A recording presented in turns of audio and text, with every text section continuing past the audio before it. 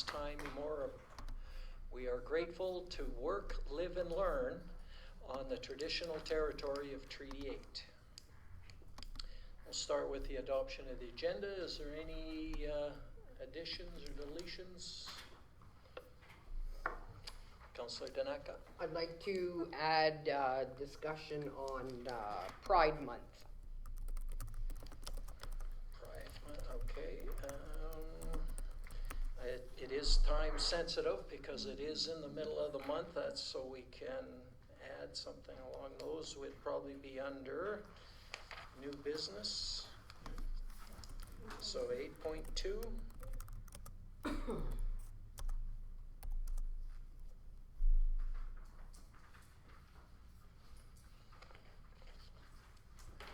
Anything else?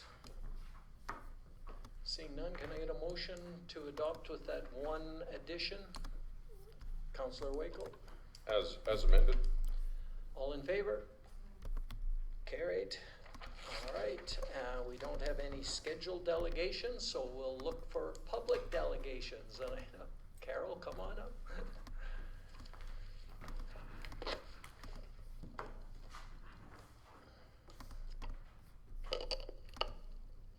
Good evening. So I'm here tonight on behalf of the High Prairie Native Friendship Center. June 21st is National Indigenous Peoples Day, and we would like to request the street be closed from A1 Westernware, the laneway, to Vision Center on that street, all in front of the Friendship Center from 4 o'clock to 8 o'clock on June 21st, which is next Wednesday. Close it off to foot traffic only. I did go around and talk to all the owners of all the businesses, and everybody agreed that that they were all in agreement to close it off to street traffic only. We want to celebrate National Indigenous Peoples Day. We're going to set up the teepee. We're going to have moose calling contest, a watermelon eating contest. We're going to have some traditional drummers. We're going to showcase some traditional dancing, hopefully some jigging, I have some jingle dress dancers lined up, some fancy dancers lined up, and we're going, so far, we have one vendor who we're gonna allow to be there, and it's that rolled ice cream truck. They want to be there. I'm trying to find another vendor. And then we're gonna do like a family scavenger hunt. We want to put a bunch of tables out so we can have crafts for the kids. We have a bunch of games, and this is all in partnership with the Children's Resource Council, the WJS Canada, and the META Center. So Bill had distributed a copy of the letter to everybody. I don't know if you necessarily need the original, but that's my request tonight. All right. I'll just open it up to see if anybody has any questions on that. See, nobody's got questions. I know we usually don't, I mean, ideally we like to get back to, you know, any public delegations later. Yeah. So I'm just wondering what's the best time to go over it, like discuss this one and go from there. Do you have any suggestions? Just not particularly about this, through the chair, not particularly about this, but overall the town doesn't have a road closure policy, so that's something council may wish administration to report back on regarding road closures. Again, it's nothing to do with this application, but it's quite common in municipalities that for road closures, the proponents are required to get event insurance. Event insurance basically is low-cost insurance that would co-insure the town if there was any issues related to the event. So council should be aware that any issues at that event, the town's liable for under our policy. And municipalities do have a policy, so council can decide whether they want every road closure to come to council or have a policy that deals with road closure. So that's what I would throw back to council, not particularly on this application, just in totality. And then the big issue is event insurance, in case there is an issue related to it. So event insurance, most groups can get event insurance between $75 and $150 per event, depending on the size, where the event's occurring and the like. But it then would co-insure the town up to usually $5 million if there is any liability coming out of the event. Right now, if council does prove it, and they have approved these things in the past, the town's on the hook for any liability. So I would encourage council to direct staff to report back on an overriding policy, but just deal with this on its merit, historically, the way council's dealt with it. Councillor Daneka? I know in the past, prior to COVID, of course, and then the closing of the Native Friendship Center, I know in the past we have done that. We have closed down that road, so it's just something that to be aware of. We've done it before. Yeah, and I know we've usually, like, she's got all of the people on there that will be impacted, and they're all in agreement, so I don't see any real issues, but. All right, okay. I know, I'm just trying to wrestle, and maybe you guys can help me. I know when we've had delegations, we usually don't make a decision right then and there, right? It's usually done later. So we'd have to add this into somewhere in our agenda to go over it, to make the final decision, and then we would get back to you a little bit later. Okay, sounds good. Thank you. Okay, thanks for coming in, and good luck with the event. It Thank you. sounds like it'll be fun. I was wondering how, Doing the legwork on it. Pardon? Thanks for doing the legwork in Yeah. approaching of the. No problem. I think we could add it to but we've already adopted the agenda. CEO's report, that's where Yeah. I usually address it. Oh, okay. Okay, and we have another public delegation. Hey, good evening to council. Chris Clegg, wearing my High Prairie Community Beautification Association chair hat. I was directed by our board at our last meeting to write a letter, which I didn't remember until I was walking into the building. So now I'll address it verbally. At a recent meeting, we wrote you guys, and we talked about the Trees for Canada grant, and we were willing to do an application for a project on municipal lands. Council received a letter for information. Beautification is not going to make the decision on where a project should be done on town land. We gave 3 choices in the letter. We want you guys to make the decision. We'll facilitate the grant process and do that, but we will not make the decision. So until we hear from you, it's dead. We're not going to proceed. We'll turn our energies to other things. So just to make council aware. I think we cited Cornerstone, Railway Avenue, and can't remember the third one right now off the top of my head. So there's lots of time. The applications are in the fall. So, it is June. There's still lots of time, but like I said, we want council to make that decision. We're not going to make it. Okay, I know when we did discuss that, it was, well, you guys probably had an idea and you had put them where you guys sort of wanted. We thought it was a good idea, but if you want us to make that decision, we can certainly. No, you have to make it. We're not going to make that decision. We just cited 3 examples. There may be more. Yeah, We maybe don't know. there's other spots. You yeah. guys might have somewhere else you might want something done. Excuse me. When's the deadline, like for getting that in? It's in the fall. It's in the All I fall, know it's so- in the fall. I couldn't cite a date right now. Okay, so it's lots of time then. It is, yeah. To get that. So we can ask maybe to add it to a future agenda item, and So we can just go for, over it. if I could, through the chair, could the delegation, was there a formal letter written to the town? Yeah, the letter at the recent meeting I was at that said I was re-elected as chair and some other things, but towards the end, we addressed the Trees for Canada grant program. Okay, But I've been directed to write another one, and I'll write up a letter and get that to you and what I said tonight, so there'll be a written record Yeah, from our that'd be meeting. great, because I don't recall any correspondence, but I could be wrong there. Yeah.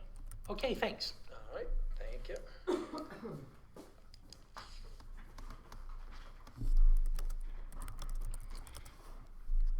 All right, so with that, we'll move on to our fire chief's report. Can I get a motion on this one? Councillor Yashishin? The council the council receives the fire chief's May 2023 report for information. All right, thank you. Yeah. Good evening, Yeah. Mayor and Council. Just got a couple of highlights that I'm going to touch on here. We had 5 new members join. We have 3 adult members, 2 junior firefighters, which has been the first for quite a considerable time. They're a couple of high school students, and basically have them join in with us. They are restrictive in the activities that they do, but kind of glad that they have decided to join, and hopefully we can encourage a few more use. If there's a couple in there, sometimes that has a tendency to attract. So that's a hopeful that we have. Gone to a couple sessions, and actually they say an age group to hit is a junior high age, because when people get into high school, they have other things on their minds. So if you kind of get them at the junior high school, let them kind of float through high school, then you may end up attracting them once they've graduated and move on. So that's where we're heading. And the 2 that we have, actually, both are parents that are firefighters, so it's kind of been a family thing. So, but that's hopefully a stepping stone for us to look forward to. The other item, as I indicated on my report here, we spent numerous hours with the local fires that we've had in. If you have a look at some of the statistics there, kind of makes a person think. The number one there is 952 person hours were the total hours spent up to when I wrote the report.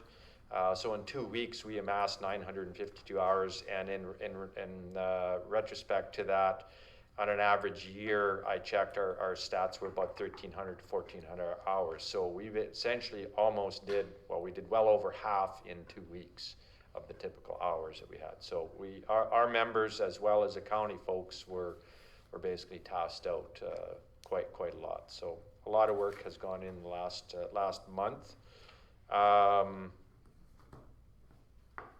I am hoping, and I put on here, all costs will be recovered through provincial coffers, and I think I have to change that to maybe. I'm not exactly sure of the process. I'm confident that they will be, but I can't say that they will be. So just to make you aware of that. And total costs at this stage are ballpark figure about $120,000 worth of, I guess, time, effort, and manpower. And as you see, the costs of fuel and et cetera, et cetera, et cetera. So that's just High Prairie Fire Department. That does not include what the county has done and the numerous other agencies. So it gives you kind of a quick snapshot of the amount of dollars that is being spent in the fires that are around our area.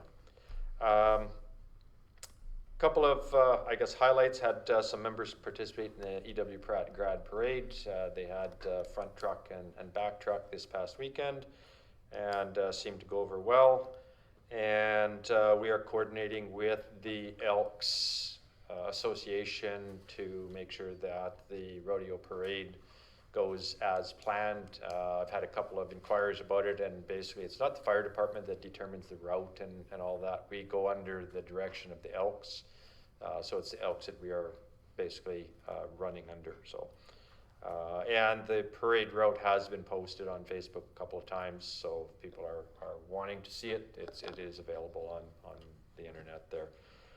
And we received some letters from the grade 6 students in HPE, some actually very well constructed letters, and some pretty awesome pictures and drawings. So rewards for their efforts of taking the time to do this. Deputy Chief Martinson and myself took the 2 trucks over to the elementary school this morning and let them have a look at the trucks and play around with stuff and kind of see what the fire department is all about. Gave them a little tour, I guess, of the vehicles and a talk. So that's my report for the month. If you have any questions, open to Sounds like questions. you're starting to recruit earlier than grade 9 there. Grade 6. Yeah. Well, I You're did a little moving bit of it a down spiel to there. I'm not gonna lie. elementary. Yes. Ed, any questions for the chief? Oh, I've got one from our CR comment, yeah. Maybe a clarification the chief can provide. I believe one of the new members is a municipal staff member, is that correct? Is what? A municipal staff member? Where is that? Of the 5 new recruits, is there any municipal staff in that 5? Nope. No, okay, No. I stand corrected. Councillor Stenhouse. Could you just clarify what completed occupancy load certificate for one location? For any business within the town of High Prairie, they are required to have an occupancy load according to the Alberta Fire Code. So previously, COVID, they were saying you're limited to half the occupancy load of the building. So that's basically what I have to do. I have to go in, and when I do an occupancy load, there's 2 things that determines an occupancy load. It's the floor space, what's actually going on inside of that floor space, and the exit capacity. So basically, I need to go and measure the floor space or count off the floor space. I need to measure the doors, determine a bunch of things that, and goes into a calculation, basically a spreadsheet form, and then it spits out basically what I can write an occupancy load for. All businesses are supposed to have the occupancy load posted visibly in areas. So if you go into the Elks Hall, for example, it should have an occupancy load posted there. So that's what occupancy loads are. And I just, with the fire pits permits, once they've got them for the remainder of the time they live there, correct? Now, do you ever go back and re-inspect, or does that go on a complaints?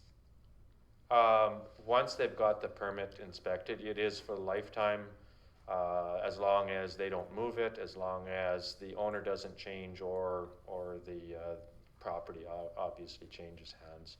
But as far as me going in, no, I'm not going to be going in. It's by complaint then from there. So if somebody's got a big bonfire, 6 foot, 8 foot high flames, usually it attracts attention and usually I hear about it. So, and enforcement side is generally Alan Bloom. As you're aware, I'm not on call all the time and stuff like that. So if I get a phone call at Saturday night at 10 o'clock, Yeah, no, yeah. Okay. thank you. Councillor Martins. Thank you. So along those same lines, Chief, do the fire permits, are they segregated at a certain time? So you start them now in June and they're only done every June or every May? I'm making that up, but are they only issued a certain time? Somebody can submit a fire permit request at any point in time of the year. Okay. They want to do it in the middle of January, And then you go out within the go week? out, yeah, have a look, take some measurements. Councillor Ishishin. So along those same lines, some of it might be obvious, but, excuse me, what are you looking for when you look at them? Is it more of a permanent structure, so to speak? I would prefer that, but like what people are actually buying a lot, I'm finding, is these fire pits that you buy at like PV Mart and Canadian Tire, the metal ones that sit up, and those are all, they're actually nice. They've got a good screen and whatnot on them, but they are portable. And I do try and say, like, listen, if you're going to be having this, you can't just plunk it on the lawn, because there is a lot of conductive heat that goes through the base of those, and it can start the grass burning and carry forth. So I do say that they need to have it put onto either concrete pads or a gravel pad or something like that. Thank Yeah. you. Councillor Daneka. In regards to the hours that were put towards the fires, do you know, we had, we got assistance from outside of our area, like Caber came, Whitecourt came. Do you know if they're still here, or are they gone, or who's here still? As far as outside agencies, I'm not aware of any outside agencies that are still here. Tabor and Westlock were, their units were housed out of our hall, so we were kind of working with them at that point in time. They have long since gone, but basically the responsibility now of most of what's going on is through Alberta Wildfire. So Alberta Wildfire has a number of staging camps throughout the area. In fact, I had a guy from New Zealand drop by at the fire hall today, and I was talking with him, and he's working the Grizzly complex. So they've got out of country people working the fires, and they're staged in these camps throughout wherever they're being assigned to. A good interesting talk with them. Mm-hmm. Yeah, Okay, it was thanks. cool. Okay, I had a couple for you, and one of them I just wanted to follow up on the controlled burn and CN and all of that. You said you had a flurry of calls. I ended up with a couple too, so maybe you can just highlight what came out of that. I think things got solved. There was a little bit of miscommunication on behalf of somebody at CN, and I think things have been solved. So hopefully looking forward to next year, the process will be a lot more streamlined. Okay, yeah, and I heard that from a CN rep said, absolutely, we will work with you. Yeah. That is not the case, so they were willing to do that and have done it in other communities, so. Yeah, I think it's a move in the positive direction. Perfect. Secondly, I'm just wondering, are those high school kids that are on the department, are they able to get high school credits for taking that 101 course, or are they going to be taking it? So basically my experience through the high school program and my position now, I am well versed in the process.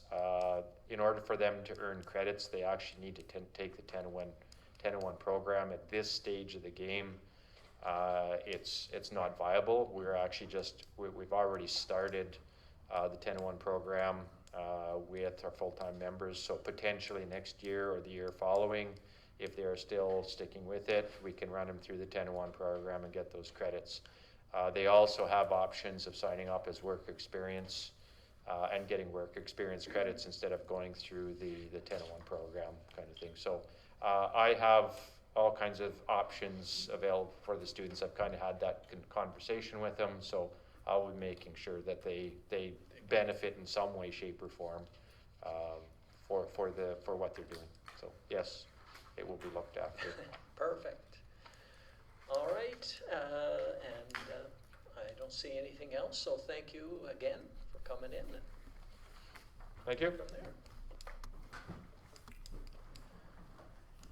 All right, we had a motion to receive for information. All in favor? Carried. Moving on to our minutes. Got a motion on that. The minutes from May 23rd. Councillor Martins. I move that council approve the minutes from May 23rd, 2023, regular meeting of council as presented. Thank you. Any errors or omissions, changes needed? Seeing none, all in favor? Carried. Is there any business coming out of the minutes? All right, seeing none, we'll move on then to the new business, 8.1, the CRA membership appointment. Get a motion on this one? Go ahead. That council appoints a counselor to the CRAA membership. All right. And we can put a name in there once we have a chat on it. So we got the motion to get us started. And I can give a little bit of a background on it and then cover up, but I know they have a meeting coming up with CN in Edmonton, and they just wanted to have a good showing, a rep there. They sent an email and said, hey, we'd like you to come, somebody from your council to come down and be there for that meeting. And so it's not I guess our regular committee that we've had in the past, but because they've got this particular meeting coming up and would like a rep there, we need to appoint somebody to go. What's the date on that meeting? The specific date, I don't know.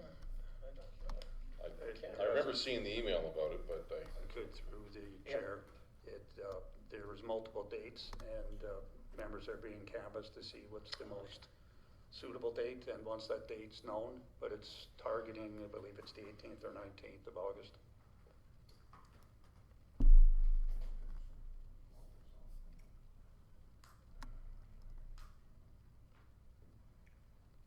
All right, anybody burning to go to it? I'm not sure if that statement is. Yeah. it depends on the date. Like, I wouldn't mind taking part. It would depend on the date there. I could probably make the 19th work if it's on that. That's of August, you said, eh? That's a Saturday. And then I believe it will be the 17th or 18th, but Yeah, I thought it was during the week, actually. Yes. I thought it was a weekday, yeah. Was the options there, yeah. So, I don't remember reading email or what it was all about, so what's this meeting all about? Just says that there's a meeting. Yeah, it's the rail agency committee has got a meeting with the leadership at CN. And they want to raise their concerns directly with them. That's the meeting they've got the year of sort of I'm not sure exactly who is going to be there. They just said the leadership at CN in the email. So, like I said, I don't know who and much more than that, and they were trying to get a date that would work. Go, Councillor Yashishin and then Councillor Wagle. I'd be willing to put my name as second if James cannot attend, depending on the date. Okay, Councillor Wagle. I was just gonna say, we don't even have to decide right now. It's who necessarily goes. Like I said, I gotta find out if I can get the time off to go. Okay, But yeah, I'd like to go, if possible. all right, so we've got a couple of options. Councillor Dunn? I just have a question. Are they going to be sending a briefing package then? So we're aware what's gonna be discussed? Yeah, I'm not sure what they've got planned, but yeah. Okay. Oh, my understanding there will be a full presentation to the CN leadership on various issues that council's been apprised of and what the action plan is going forward. Just as if I could, at FCM, this same organization met with 6 federal ministers and other reps from CNN, and this is basically a follow-up meeting to deal with the situation with the senior executives in Alberta.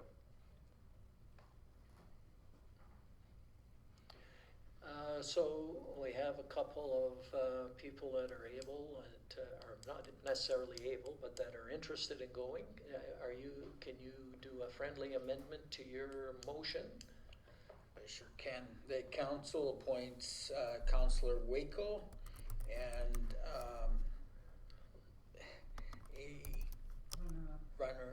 is it runner-up? An No, alternate. A alternate in Councillor Yasishin to the CRAA membership.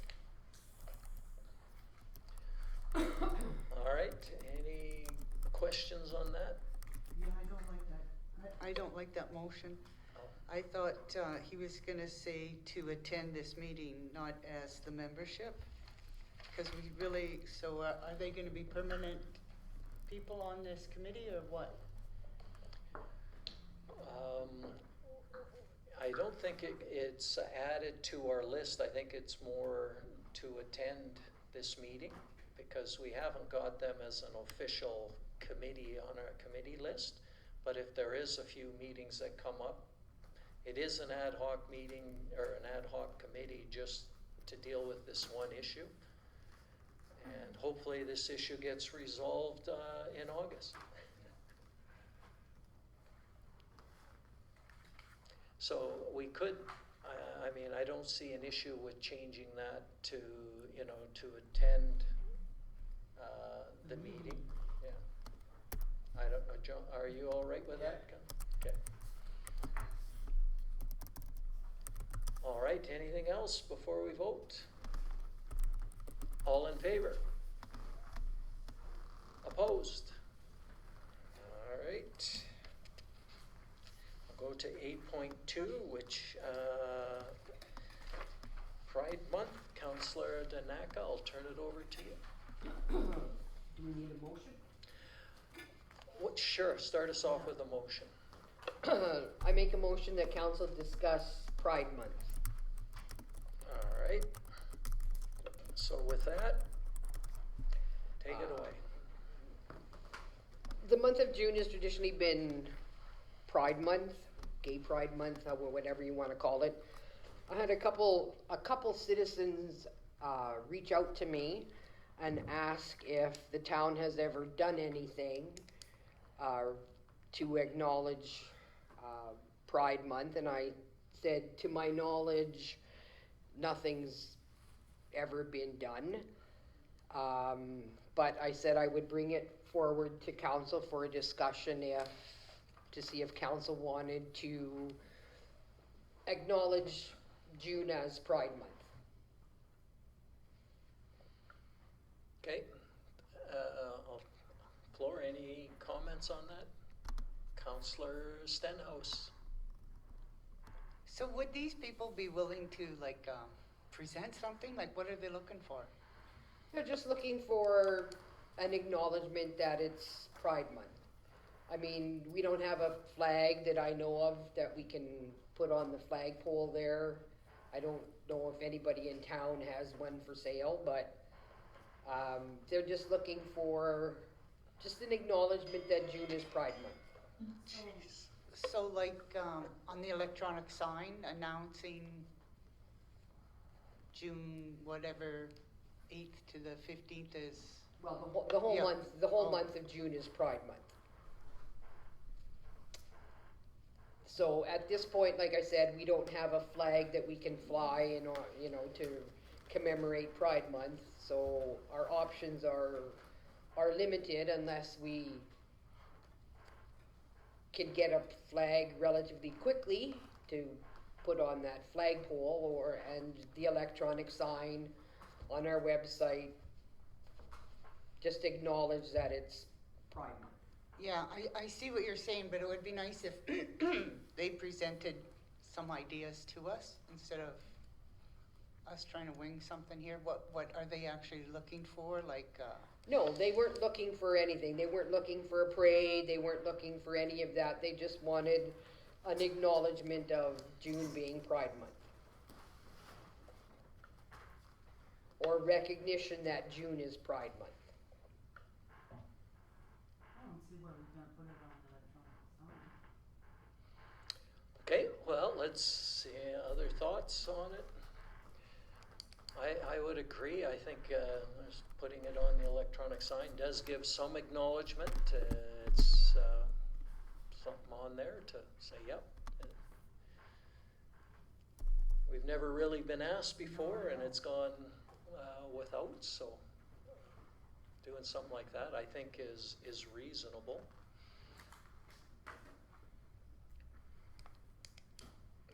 Any other thoughts on it? It's a pretty easy ask, really. They're not asking, like Donna said, they're not asking for anything. They just want us to acknowledge what has traditionally been Pride Month, and fine with that. All right, so what I'm hearing, Councillor Danaka, do you want to amend your motion? To make a motion now? Well, you made a motion, so I'm gonna Yeah, say in to discussion. amend it, and then we can vote on it, or we could vote on your discussion, and then we could go and have a vote afterwards, but either way, we could do it. That's cumbersome. Let's just, I think it'd be easier if we just amended the motion and do it all in one. Okay, I make a motion that council recognize the month of June as Pride Month with advertising such statement on the electronic sign as well as our website, and possibly in the future Oh, Obtaining- Let's just stop there. obtaining a pride flag to fly. Oh, okay, yeah. But there's the word possibly, which is sort of leaving it out there. Let's leave it at the two. We go Okay. from there. Okay. All in favor? It's carried, yeah. And, we can either do it now or maybe wait till the CO's report, but we got the, road closure. We could, go over that now. I'll make the motion that, council approve the road closure, of 51st Street from 4 PM to 8 PM on June 21st, 2023. So with that, open it up for any discussions. Oh, go ahead. Historically, just for council's information, again, through the chair, any of these road closures, Public Works would be providing blockades and necessary things to close off the street. So there will be some staff time and resources involved, but that's traditionally what goes with any of these approvals. And then again, I would just throw out, regardless of what you do with this individual event, whether council wishes administration to report back on a policy related to road closures, because currently there is no policy. That will be a second motion following this one. If council wishes Yeah, to do if that. council wishes, yeah. Councillor Danaka, then Councillor Stenhouse. I just have a question for the CAO. You're saying that there's no policy on road closures. I thought there was, because it lists you have to have the signatures of the businesses, or is that not a road closure policy? That's not a road closure policy, so I suggested to the applicant that they prepare this letter in this format for council as assurance that adjacent property owners were concurring with the road closure, but there is no formal road closure policy of council. Okay, The CAO does have authority to close roads right, under certain conditions, but it's not for public right, engagement. right. Okay, Right. thank you. So my question is to the CAO. I just want to be clear on this. So we grant them their road closure. If any incidents should happen, it falls under the town insurance. Now, with a policy in place, they take out the insurance for that? In a nutshell, yes, there would be whether road closures if they meet, so hypothetically, the report may come back to council if they wish a policy to say, here's the conditions, be delegated to the CEO and there's certain conditions. Others would have to come to council. They meet the conditions. A part of the conditions would be they must, get event insurance through their carrier.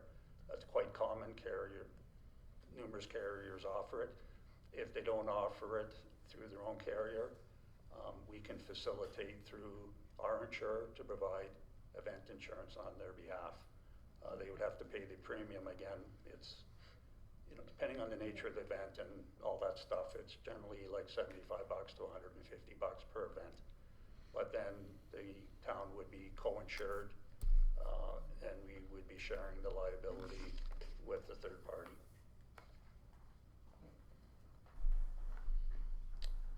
All right. Any other questions, comments? All in favor? Carried. Somebody like to make the motion about having a policy on road closures? Councillor Waco.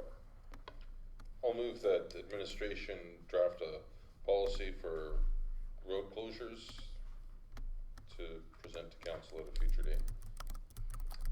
All right. For event road closure.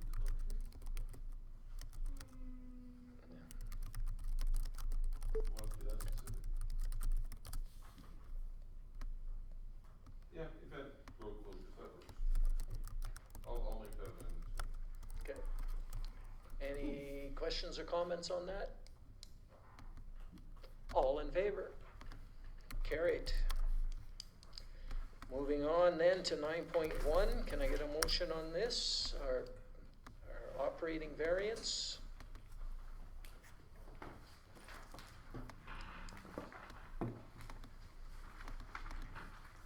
There's no suggestion. Well, there's a whole bunch of suggestions, but I will make the motion maybe to start at that we discuss the operating variance, because there's a whole bunch of actions that could come out of it. But we'll start with that one and then we can lead into the other ones. All right, so we have the motion, and with that, I'll turn it over to our CAO. And I will turn it over to Shanda to start the presentation on the operating variance. And there's other staff here that will engage in the discussion as we go through, but perhaps we can ask the staff to give an overview of the report. Good evening, Mayor and Council. So I'm here to discuss the financial reports for quarter one, which is a little bit late, so I apologize.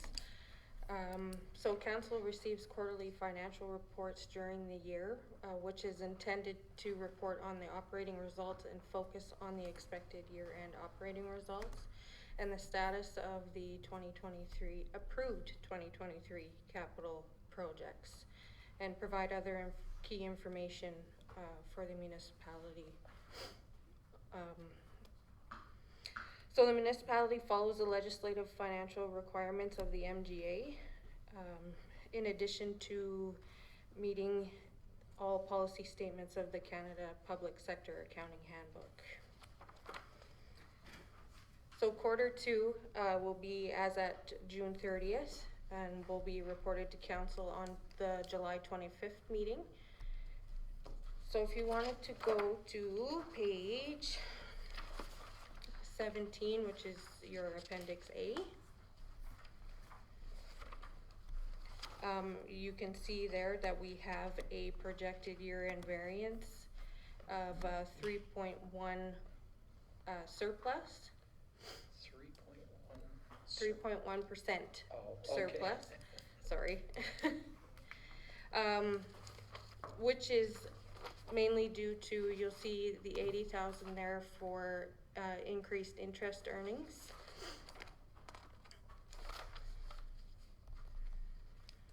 So, which has come from greater focus on cash management, and with the Bank of Canada increase in the prime rate.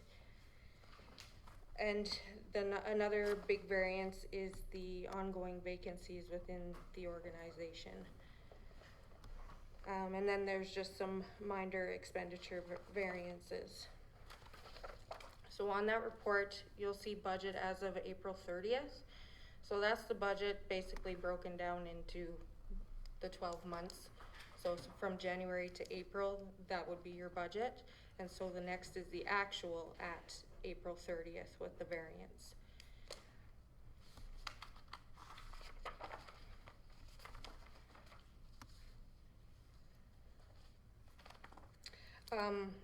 With that, so the capital, the next page over, you'll see your Appendix B, is the status on your capital projects. Let's just stop there, Sure. and then we'll go over that, and then we'll go to Yep. the capital and Okay. sort of deal with that one after, if that's Let's all do right. that. So, Yep. maybe we can open it up if anybody has got any questions, when we're talking about the operating budget.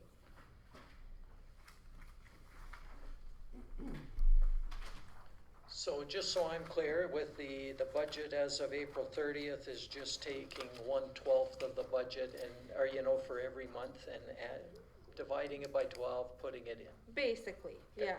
Because I With- know all expenses don't happen in a nice, No. neat, orderly, monthly basis like that. Some do, but a lot of them do not. Yeah, So like just the- wanted to be clear that that's how you were Yeah. calculating it. There'll be some differences, like such as the insurance, that all comes out in January. Yeah. Right, so, So if, just for clarity, for things that occur during the course of the year, yeah, that's generally the philosophy. It's divided by 12. But you can see on the April report for property taxes and government operating grants, there is no budget year-to-date April, because we're not expecting any of those funds in that period.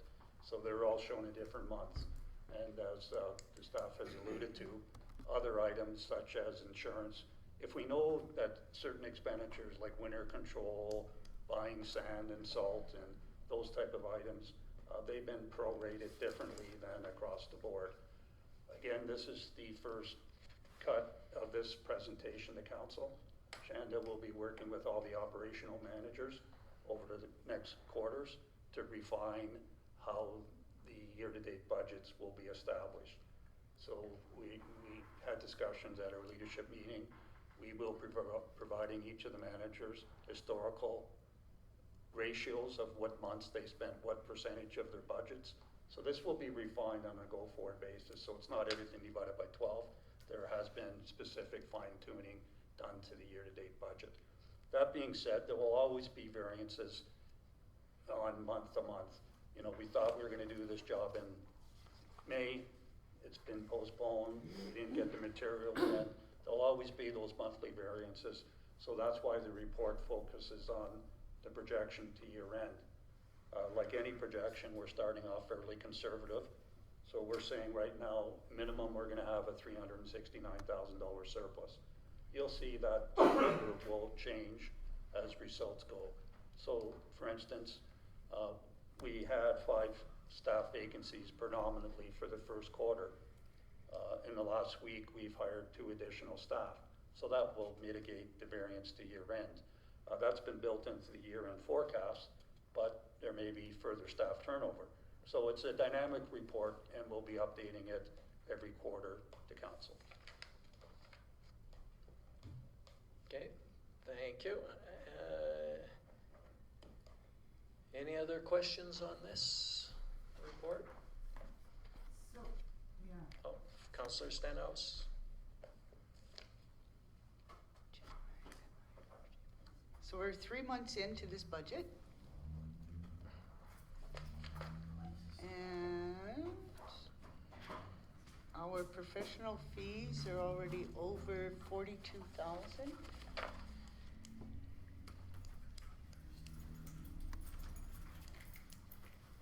Okay, is there a question there? Well, we're already over in the first 3 months.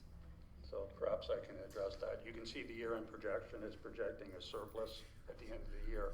As I alluded to, there'll be timing differences between the year-to-date budget and year-to-date actuals because we didn't expect this invoice or this particular piece of work to be done at this period of time. So there's some fine-tuning, and that's what it's about. So that's why I encourage council to look at the year-end projections and use the year-to-date as information. But we're basically saying things will recorrect themselves in this case by the end of the year.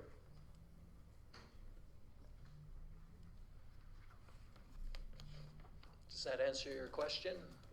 Yes. Yeah, okay. Anything else on this?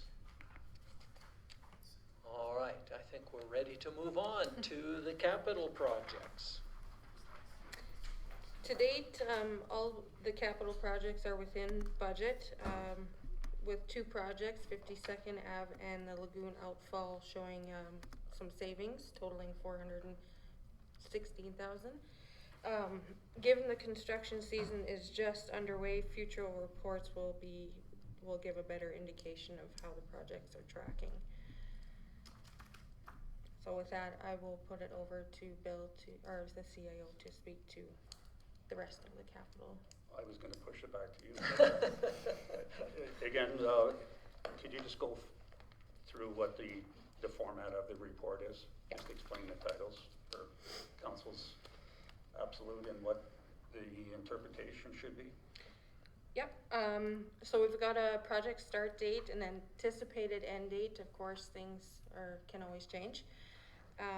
The budget that has been approved by council with the year-to-date spending and our expected final cost with the variance. So in the comments, there is little notes in there as to whether the contract's been awarded or if we've already completed the capital project. So again, this is if I could through the chair, this is a new report that council hasn't seen in the past, and you can see there's some data gaps in this first quarter report. Those will be corrected in the second.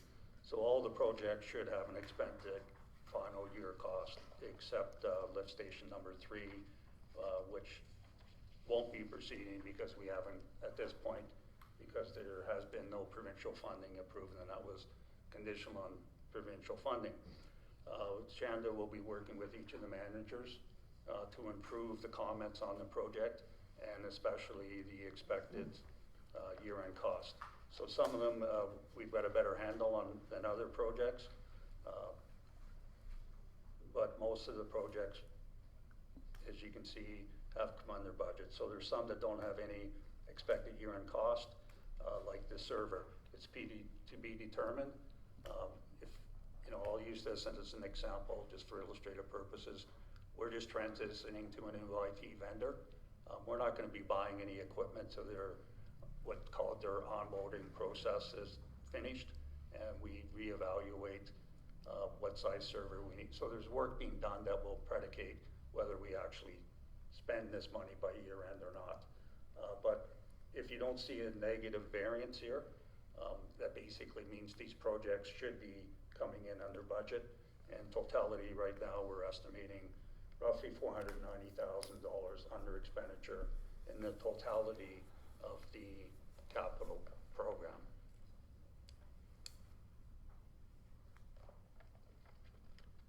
All right. Just a comment that I like the report in that it's very easy to see all of the capital projects laid out. You can, see when they're supposed to start. I read through this and I had a good idea of where they were all at. And so I don't have to go, okay, what about this one? And where are we at with this? I can see that, we've got, the 3 vehicles have been ordered and they should be here shortly, right? Like I can see all of that right off the bat. And that 52nd Street has been awarded and will be getting going very soon. Oh. We actually had a meeting on Monday. We posted on our website that they will be starting on Monday, June 19th. Oh, good. Yeah. Not in November. And anticipated finish date for that is August. I did wonder why it's taking so long to get the low flow river pump, because I know we had approved it a long time ago and we haven't got it, so I see you got an answer for that. It is here. Right now, there's adequate flow we almost had to put it in before we got that 4 inches of rain, but it's here. We just haven't used it, so the pump was in the middle of May. Oh, okay, so it's here on site. So the end date of September 2023 is a little off then, Yeah. okay. Because I was wondering why there was such a long end date on that That one? might be when we put it in the water and actually use it. It could be earlier, it could be, Oh, but okay. it'd be towards the fall. But of the it's year. here and it's, Yeah. it can be hooked up at any time. Yeah. Gotcha, okay.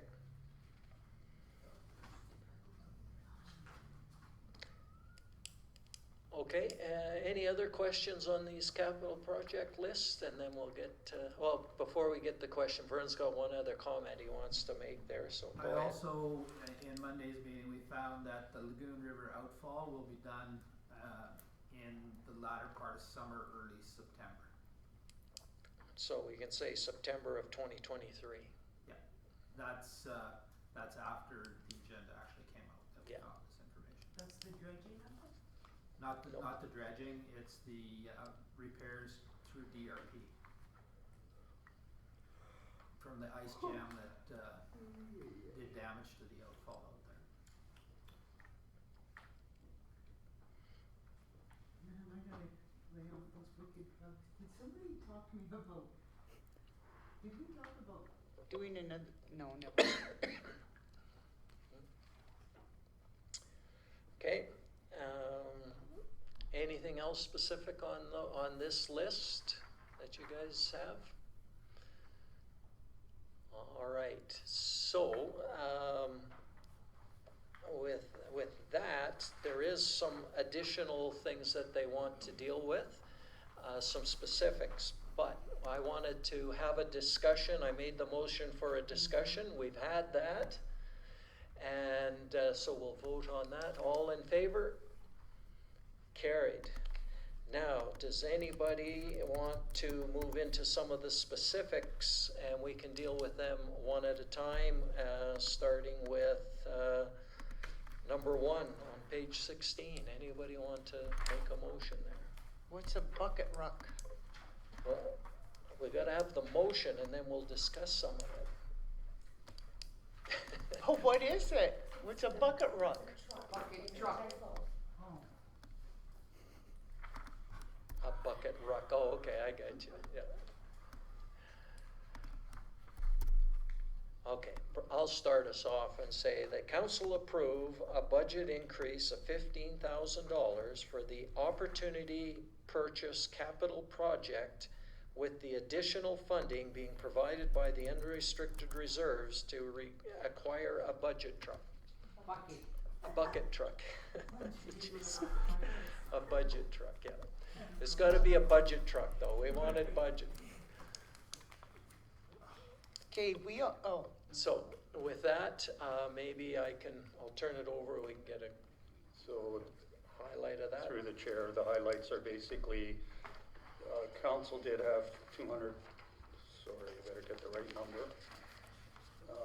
$250,000 approved for opportunity purchases. A vac truck was acquired at roughly just under 200,000. There's $50,000 remaining in that budget line for opportunity purchases. During the budget deliberations, we talked about the current bucket truck, and it's nearing, or has, in my opinion, reached its end of life. It's been in service for 18 plus years. It's failing. There's potential health and safety risks associated with operating the equipment. Council requested information on the usage. We provided information on the usage. The big usages are Christmas light setup, 20 to 30 days per year. Flower baskets up and down 4 times a year. Maintenance of town facilities and flag events, minimum of 15 times a year. There are sort of numerous tree events that weren't there. Comparing to renting, if we don't acquire a new vehicle, and this one is totally out of service, rentals would be a minimum of $22,000 a year, and that's based on available equipment within our geographic area. That may not mean we can get a bucket truck. That may mean we would have to use lifts and other apparatus. The lifts would not be suitable for the Christmas lights. They would basically go into the ground because they're too heavy. They're not the best to work with. So basically, if council agrees to allow staff the opportunity to look for a used bucket truck, and with the $65,000, additional $15,000 of funding for an upset limit of $65,000, we believe we can acquire another truck that would last a minimum of 10 years. Again, that's a 3-year payback versus renting. So if the equipment does go down, and if the equipment does go down, the equipment will fail in the near future, mainly because of the wiring issues, significant wiring issues. It's not necessarily stable in its operation because of electrical issues. We could attempt to repair it, but we're looking at $20,000 or $30,000 to get it rewired. The best option is to replace it and get a similar truck that the old one lasted 18 years. We're confident a new one would last 10 years. It will be a used vehicle, but we would like the approval to potentially source one in the marketplace. So it's not like we're gonna run out and buy one. We'll use our time to acquire the best bang for the buck, so to speak. So that's what the first item is about, which would mean approving an additional $15,000 above the $50,000 that's already available. Councillor Stenhouse. So,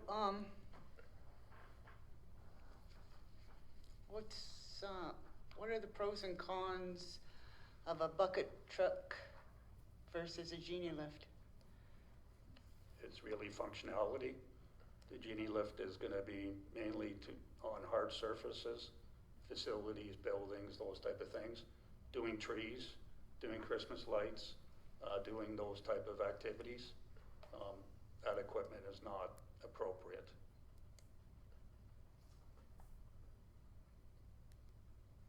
How many times a year do we use this bucket truck for lights? 20 to 30 days a year. Just one, somebody else talk, I gotta do some calculations, cause I know that a Genie lift is rented out at $60 a day. That may be true, but it's not appropriate for our uses. So it doesn't meet health and safety requirements. There's lots of issues related to it. So based on our recommendation from administrator's perspective, this is the equipment that administration's recommending.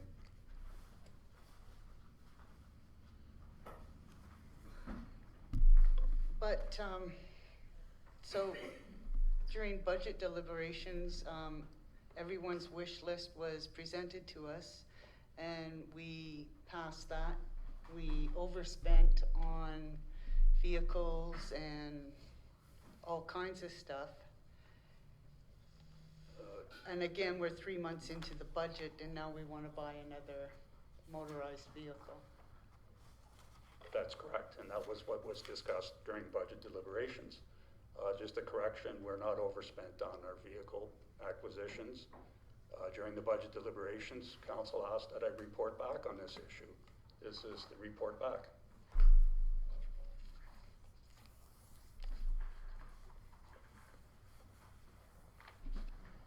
I'm Having a hard time with, because a Genie lift is very versatile. It's caged in, it meets all OH&S regulations. There isn't any more special training from a Genie lift to a bucket truck. It's compact, can fold down, you can take it, like you say, operates on hard surfaces. That's what we have is streets, which are hard surfaces. And at $60 a day, and if we use it for 30 days to put up Christmas lights, that comes out to $1,800. Perhaps I can ask the manager or superintendent to provide additional comments. Well, I'd like to know where we could rent one for $60 a day. Yeah. We've always paid close to $1,000 a day. I'll give you that information during our break. Okay. That's information I was unaware of.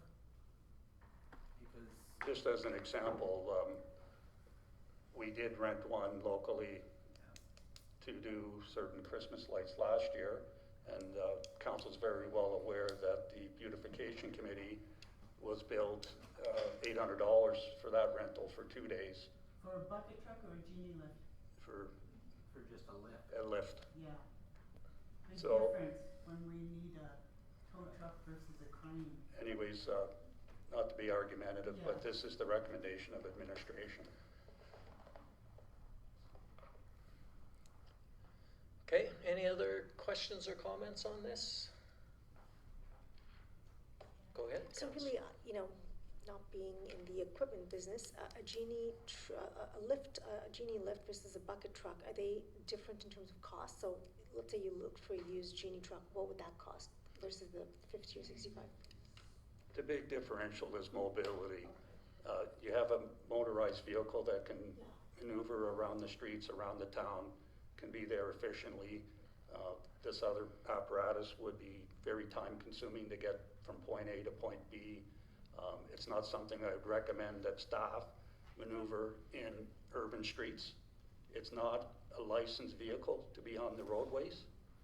There's various issues from a health and safety perspective that concern me.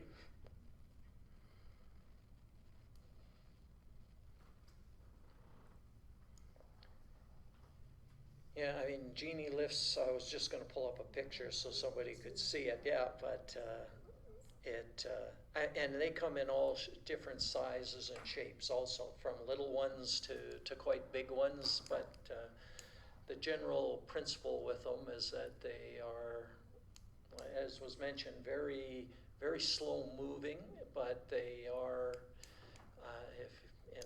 on a hard surface, they are good for things, but for example, to try and bring them in and put them on a lawn or put them in for Christmas lights, it's not very good. Because they are quite heavy, and they can reach quite a ways out in some of them. I've got one right now, they're doing some, some repairs to the solar panels at the college, and they can lift way out over the solar panels and everything else, but I can guarantee you it is not $60 a day. It's probably more $60 an hour or more for the use of that. Again, not to be argumentative, but I'll stand corrected, but I would say if that lift were to be on a street, it would require guarding by other motorized vehicles under the traffic laws and our own bylaws in relation to that type of equipment maneuvering on a public roadway. Yeah, you've seen those. I.e., it would substantially increase our cost because we would have staff leading the apparatus around town for safety reasons. Yeah, they brought this one in, for the college, just as a bit of information. They loaded it onto a lowboy, and then they unloaded it that way, so it didn't drive to the college. It was hauled there, unloaded. When they go to move it again, because they only move at, Like a kilometer an hour. yeah, like 2 kilometers per hour or something. They're not a fast moving vehicle. Okay, anything else on this motion? All right, all in favor? Opposed? Okay, it's carried. Going to the next recommendation. Anybody want to make that motion? I'll make the motion. Okay, Council approve funding in the amount of $22,000 to fund the acquisition of a folder inserter with the necessary funds being provided from the unrestricted reserve. What the hell, none of us can read tonight?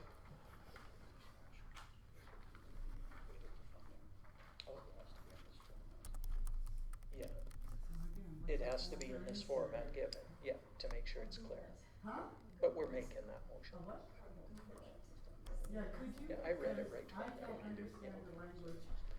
Okay, there was just we're having a sidebar discussion just to make sure that these motions, whether or not they need to be complete so that know where the funding's gonna come from and that kind of thing. So that was the sidebar discussion, Oh, just no, to make no, sure. but we don't know I don't know what a folder So inserter is. we'll have that discussion now, and I'll turn it over to, our CAO to, folder inserter. Oh, I got it, I just got what it is. We gotta Google.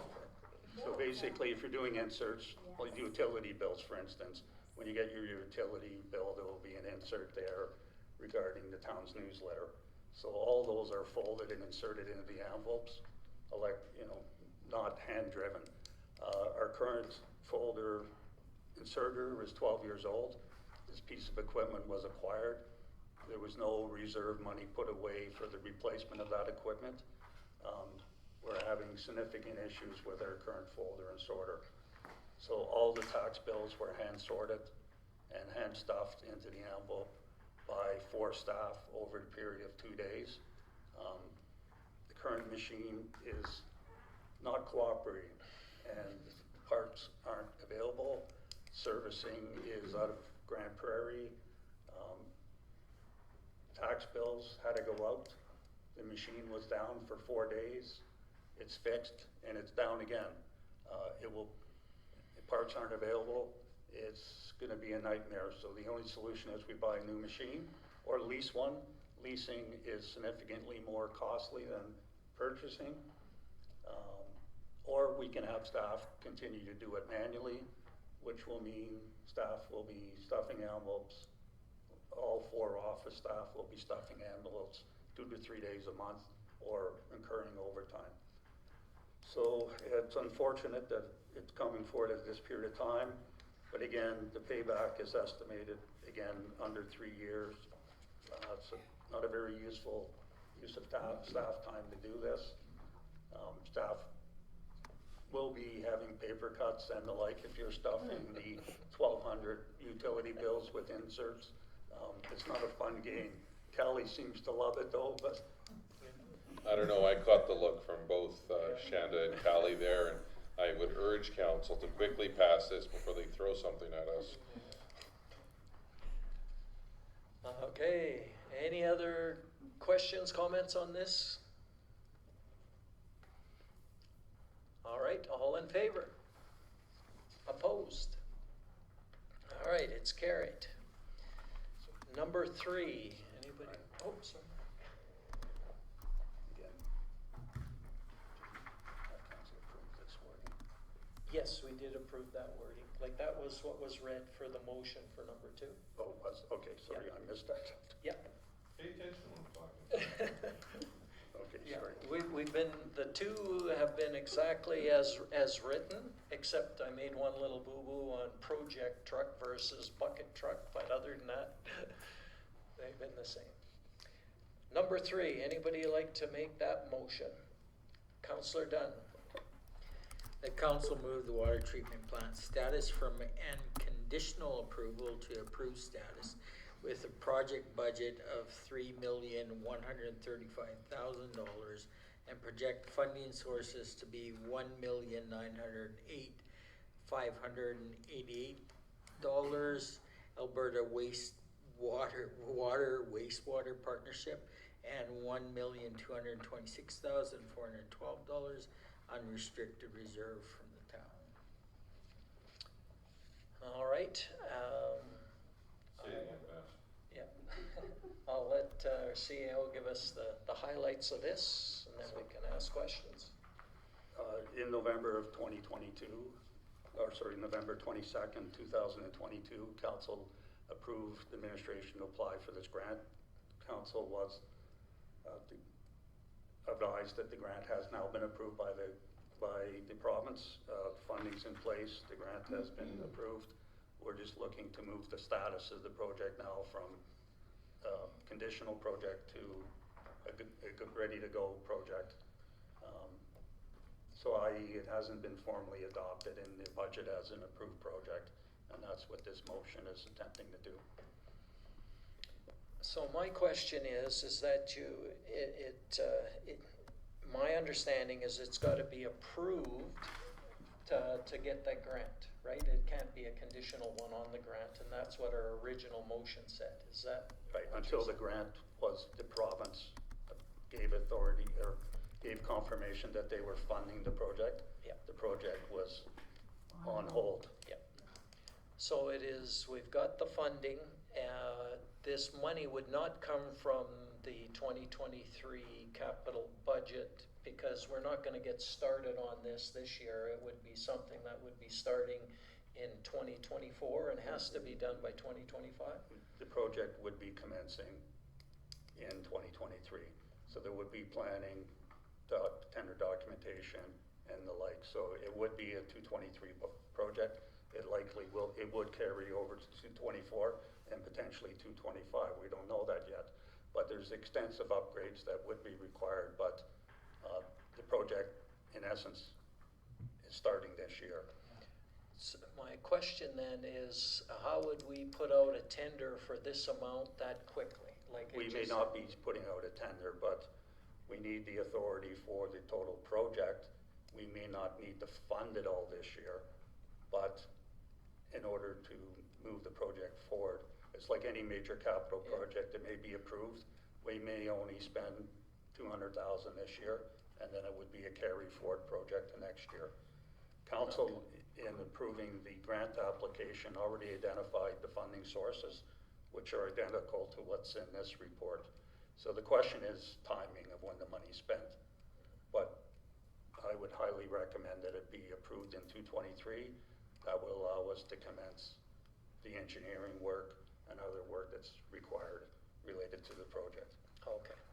Yeah, my concern was trying to rush this through and say, oh, we gotta get this going, so let's put out this rush RFP, and all of a sudden it's gonna be an increase in price, but we're not rushing it out. What we're doing is allowing some more of the engineering work to take place and some of the costing that it's gonna cost us to get going and putting out an RFP so that we can get a better price is what I'm hearing. That's correct. Okay. Okay, that is good for me. Any other questions? All right, all in favor? Carried. So if I could, just additional information. On the basis of this major project being commenced, if you go back to Appendix B, which is the capital, one of the water projects, which was the concrete truck fill, you can see on the Appendix B, that's been deferred because it will be rolled into this overall project now and hopefully be accommodated within that totality of the budget, resulting in further savings. Okay, thank you for that. And item number 4. So item number 4. Oh, I need a motion first. Right, yeah. Motion, anybody? Councillor Wakel. Council amend the conditional project and funding sources for lift station number 3, that it be approved with a project budget of $1,275,000 with the necessary funds being provided from sources as follows. For, what the hell is that number? It should be 197, sorry. Okay, 197? 197,799 from MSI, 307,201 Canada Community Building Fund, and 770,000 from unrestricted reserve from the town. All right, so I'll let you give us the highlights on this one. So the highlights is the $770,000 unrestricted reserve from the town. That was the money that we had requested on the Alberta Water Wastewater funding, partnership funding program. The list of approved projects under that program have been announced. Our water plant upgrade was one of those projects. Therefore, the province has not and will not be funding the Lift Station 3 project in this fiscal year. Staff have had discussion. Can I just add to that, Bill? Sure. They will not fund any of our lift stations due to the way our system is set up. They will only fund one final lift station that pumps to the lagoon. And in our situation, we have 3 that pump to the lagoon. So in order for them to fund a lift station with the town, they have to all pump into that final lift station, and they'll fund that one through this program. That's the only way they'll fund it. So why don't we do that? then you're relying on one lift station to carry your sewer out to the lagoon. That's one reason. The other reason is we'd have to build a brand new lift station. So if I could, So then it would be like into the $4 or $5 million. yeah, it would be a $4 or $5 million project to reconfigure the whole system. So all I was gonna say is the same message the superintendent of public works sent is, the probability of this being funded under a provincial program is 0 to nil. So the issue is the lift station is a functional component of our system design. It's 43 years old now. It is problematic in the sense that parts are hard to come by. It's been on the books as a project for a number of years now. So the issue is, does council want to proceed as administration recommended and substitute the funding source? You can defer it to next year, you can defer it for 4 years, you can defer it to 8 years. The life expectancy of this plant is diminishing as we speak. Vern can talk about the availability of parts. We're salvaging parts for some of the equipment there, and we're running out of options for replacement parts. Again, it's at its life expectancy anyways, so the timing, we've discussed this with the consulting engineers. This is a project that mainly involves interior work. So pricing won't be variable because this can be done during the winter months without, incurring high summer construction costs. So there's no downward side for not proceeding and moving on it for the balance of the year. But again, it's council's decision whether they want to have this project move forward with internal funding or not. But there is a risk, and Vern can speak to the heightened risk, but we're feeling uncomfortable, let me leave it at that. And our consulting engineers are feeling even more uncomfortable. Vern? This is also a project that council had approved to have it shelf ready. So a lot of the preliminary engineering has been done on this. So it is basically, if council was to approve it, we're not far off in being able to tender it and get this underway. So, go ahead, Councillor Stenhouse. So you're gonna totally rebuild this No. lift station? No, it's just a retrofit of the existing building with pumps, new electrical, and new HVAC systems, and new control panels to modern standards. So, but in other words, it's all the guts of it, right? Yeah. So what if we just wrote it out and wait till it crapped out? It would come to the same thing, wouldn't it? Not likely. How much more would it The cost? only thing, we can't get parts. We're salvaging parts to go into this lift station from the old number 4 lift station, like impellers and pump volutes and all that kind of stuff. And the controls, electrical control stuff is being salvaged from that lift station. That has been totally replaced. And when we had this shelf ready, is there an expiry date on that? No. On the engineering of it? No, that engineering has been paid for. It's in that, I think it was in 2020, we got shelf-ready projects. And this was done up to the stage of basically going to tender in the design and everything. So, but if you did nothing to this lift station today, how long would it last? That's anybody's guess. It might last a day, it might last a month, it might last a year, 2 years. But I wouldn't want to be in that area if it stops flowing. We don't want to get caught with a catastrophic failure and not be prepared for it. Vern, what would happen if that pump, or that pump station, lift station failed and we were not able to use it, what would happen? We would What's, have to slow, well, basically, that's one of the final lift stations, so the hospital lift station pumps into that one. The one over by Allen's Welding in that area pumps over to number 2, and number 2 pumps into number 3, which is number 3 lift station. So you'd have a third to almost half a town with no sewage service. And then you gotta hire vac trucks, or somehow get it out of there, or shut the water off and nobody has water or sewer.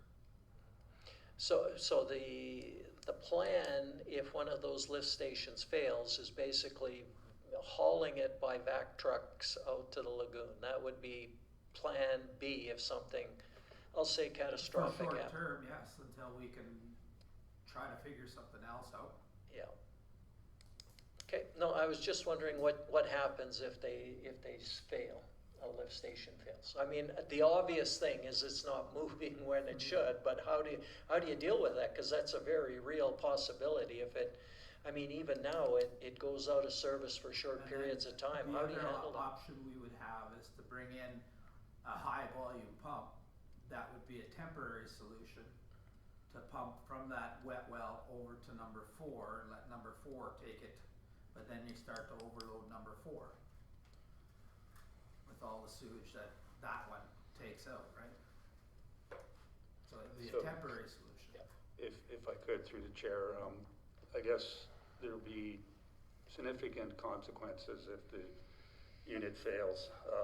As Vern, if the superintendent of public works has alluded to, there would be operational issues. What he hasn't alluded to, there would be significant operating cost Yes. to manage the issue. We haven't worked out those numbers, but I would hesitate that it would be probably $75,000 a week in additional operating cost for trucking. We had the one that when the bridge was being reconstructed and they hit the force main coming from number 7, back in when that bridge was redone, going to Home Hardware. Oh, okay. We utilized our own vac truck at that point, because there's the only thing that was flowing into it was the Peavine Inn at that time. Our man hours and the vac truck time and expense was almost $20,000 over a 3-week period. So would it be? And that was 2015, 2016. Would it be unreasonable that if lift station number 4 went down, the cost would be upwards to $50,000 a week? Probably. At least, yeah. So again, there's significant environmental, consumer risks, but there's also additional exposure on the operating side. So it would probably be taking even a temporary solution to get reinstatement. We're probably looking at a 2-month period for reinstatement minimum, and that's temporarily. So again, you're looking at $400,000, $500,000, $600,000 for the risk. So I just want to go back to the grant, because that was our hope. And I mean, the grant conditions, I understand right now we don't qualify because it's not the terminal lift station. But can that grant be changed? I'm just wondering about being able to lobby this new government, see if we can get something like that changed and say, look, we don't qualify for any grants under your system because of the way everything is laid out. Is there any opportunity to try and get that, get some grant dollars based on that? I mean, we did get the money for the water treatment plant, so we might not be high on their list right now. And I would rather have got the money for the water treatment plant than this one, but I guess I'm just wondering, because we have that opportunity with the new government now, to start pushing and seeing if we can make something happen there. Just your thoughts on that? Sure, perhaps I can start off. And I was involved in this transformation, and that's exactly what the province did, and changed the criteria under the Water Wastewater Partnership Program and made it ineligible. So they changed the program criteria roughly 3 years ago in the budget to say, look at, we've got to spread the money around for those that are gonna have critical shutdown issues, i.e. one lift station or whatever. So they changed the program criteria.